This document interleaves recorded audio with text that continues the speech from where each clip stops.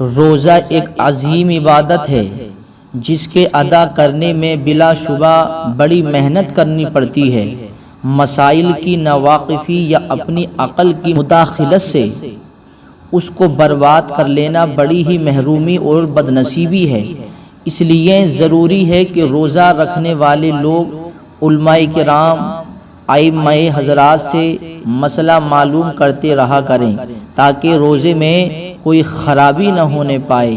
اتنی محنت بھی کرتے ہیں، پورے دن بھوکے و پیاسے رہنے کے بعد بھی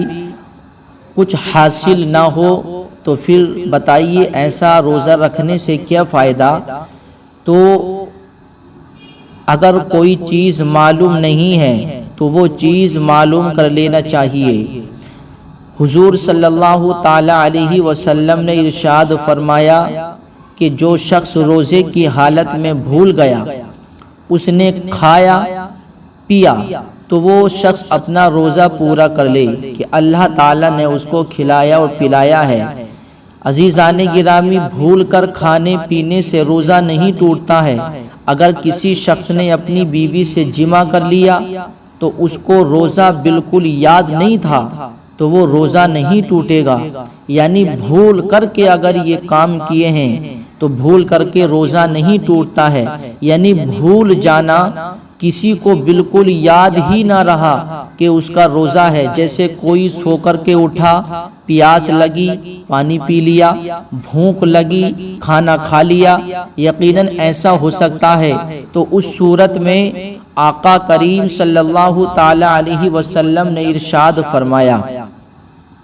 کہ روزہ نہیں ٹوٹتا ہے اور نہ قضا ہے نہ کفارہ ہے۔ اس روزے کا نہ ہی تو کفارہ ہے اور نہ ہی اس روزے کی قضا کرے گا، کیونکہ روزہ ٹوٹا ہی نہیں ہے۔ اور قضا تو اس کی ہوتی ہے جو روزہ توڑ دیا، کفارہ اس کا ہوتا ہے جو روزہ ٹوٹ گیا، اور جو چیز ٹوٹی ہی نہیں ہے تو اس کی قضا بھی نہیں اور اس کا کفارہ بھی نہیں ہے، کیونکہ روزہ ٹوٹا نہیں ہے بلکہ روزے کو پورا کریں اور شام تک وقت پر افطار کریں۔ اس روزے کو دن میں نہ توڑیں بلکہ ایسے ہی رہنے دیں، اور شام کو جب افطار کا وقت ہو تو روزہ افطار کریں اور اللہ کی بارگاہ میں دعا کریں، اللہ کا شکر ادا کریں کہ اس نے اپنے کرم سے تمہیں کھلایا و پلایا ہے اور روزہ بھی قبول فرما لیا ہے۔ کھانے پینے کی مقدار مقرر نہیں، چاہے کم کھایا یا پیٹ بھر کر کے کھایا یا تھوڑا سا کھایا یا زیادہ کھایا، اس سے کوئی مراد نہیں ہے۔ اگر کھایا ہے چاہے کتنا بھی کھایا لیکن بھول کر کے کھایا تو ایسی حالت میں روزہ نہیں ٹوٹتا ہے۔ روزہ تو یاد ہے لیکن غلطی سے روزہ توڑنے والا کوئی کام کر لیا، جیسے کہ کلی کر رہا تھا، حلق میں پانی چلا گیا تو اس خطا یعنی غلطی سے روزہ ٹوٹ جاتا ہے، قضا کرنا پڑے گی، کفارہ لازم ہوگا۔ دیکھیے کہ روزہ یاد ہے، اس لیے یہ حکم ہے کہ روزے کی حالت میں انسان کو غرارہ بھی نہیں کرنا چاہیے، بس کلا کرنا چاہیے۔ کچھ لوگ غرارہ کرتے ہیں اور غرارہ کرتے وقت حلق سے پانی اتر کر نیچے چلا جاتا ہے تو ایسی حالت میں روزہ وہ ٹوٹ جاتا ہے، کیونکہ وہ خود کی غلطی ہے کہ غرارہ کیا کیوں۔ تو ایسی حالت میں کہ غلطی کہ روزہ تو یاد ہے، روزہ یاد بھی ہے پھر بھی غلطی سے روزہ توڑ لیا، کوئی ایسا کام کر لیا کہ روزہ ٹوٹ گیا، تو ایسی حالت میں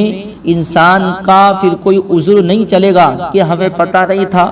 ہمارا روزہ ٹوٹ گیا، ہم نے جان بوجھ کر نہیں کیا۔ یاد ہونے کے باوجود اگر یہ کام کیے ہیں اور حلق سے اگر پانی اتر گیا تو ایسی حالت میں روزہ ٹوٹ جائے گا، اور روزہ ٹوٹ گیا اور پھر اس کے بعد اس روزے کی قضا بھی کرنی پڑے گی اور کفارہ بھی دینا پڑے گا۔ عزیزان گرامی، قصدن یعنی جان بوجھ کر روزہ توڑنے والا کوئی کام کرنا، جیسے بہت بھوک اور پیاس لگی جان کر کھا لیا اور پی لیا، جان کر بیوی سے صحبت کر لی، تو قصدن روزے کو توڑ دینا روزے کی سخت بے حرمتی ہے، لہٰذا روزہ قضا بھی کرنا پڑے گا اور کفارہ بھی ادا کرنا پڑے گا، اور کفارہ بھی ادا کرنا پڑے گا اور توبہ بھی کرنا ہوگی، اور اللہ تعالیٰ آخرت میں اس گناہ کی سزا کو معاف فرما دے۔ ایک روزہ توڑنے کا کفارہ 60 روزے مسلسل رکھنا ہے، درمیان میں کسی دن کا روزہ نہ چھوٹنے پائے۔ دیکھیے، روزہ جان بوجھ کر اگر کسی نے توڑا ہے تو اس روزے کا کفارہ اتنا سخت ہے عزیزان گرامی، ایک روزہ جان بوجھ کر توڑنے پر 60 روزے لگاتار پے در پہ رکھنے پڑیں گے، اور اگر بیچ میں کوئی ایک روزہ چھوٹ گیا تو پھر دوبارہ سے گنتی شروع کرنی پڑے گی۔ اللہ اکبر، یہ ایک روزے کا کفارہ ہے۔ اگر کسی نے جان بوجھ کر ایک روزہ چھوڑ دیا تو اس کا کفارہ 60 دنوں کا یعنی 2 مہینے کے روزے لگاتار اس کو رکھنے پڑیں گے، تب ایک روزے کا کفارہ جا کر کے ادا ہوگا۔ اگر عورت پر کفارہ لازم ہے تو وہ 60 روزے رکھ رہی ہے تو حیض کی وجہ سے جن دنوں میں ناغا ہوگا ان میں حرج نہیں ہے۔ اگر عورت سے روزہ ٹوٹ گیا تو عورت تو 60 دنوں کے روزے لگاتار رکھ نہیں سکتی، کیونکہ عورت کو ماہواری ہوتی ہے تو ان دنوں میں تو وہ ناپاکی کی حالت میں ہو جاتی ہے، تو اس کے روزے تو اس حالت میں ہوں گے نہیں۔ تو اس لیے ہمارے علماء کرام نے حکم دیا ہے کہ وہ ان دنوں کو ہٹا کر کے اپنی گنتی وہیں سے گننی شروع کر دے، تو اپنے پورے 60 روزے وہ مکمل کرے، اس طریقے سے اس کے ایک روزے کا کفارہ ادا ہوگا۔ اگر کوئی انسان بڑھاپے پر پہنچ گیا، اتنا کمزور ہے کہ وہ اتنے روزے نہیں رکھ سکتا ہے، تو وہ اس روزے کا کفارہ